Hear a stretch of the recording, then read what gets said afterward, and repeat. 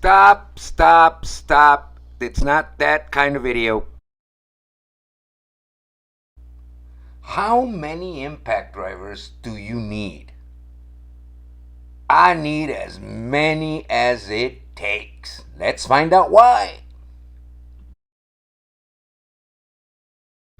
That's right, folks. You need as many impact drivers as it takes.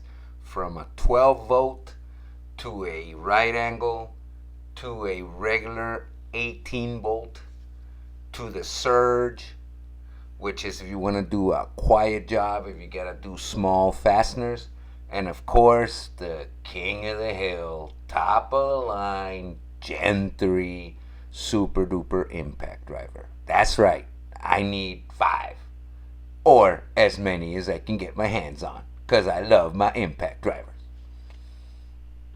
That's all, folks, and hook it up. Please like, share, and subscribe.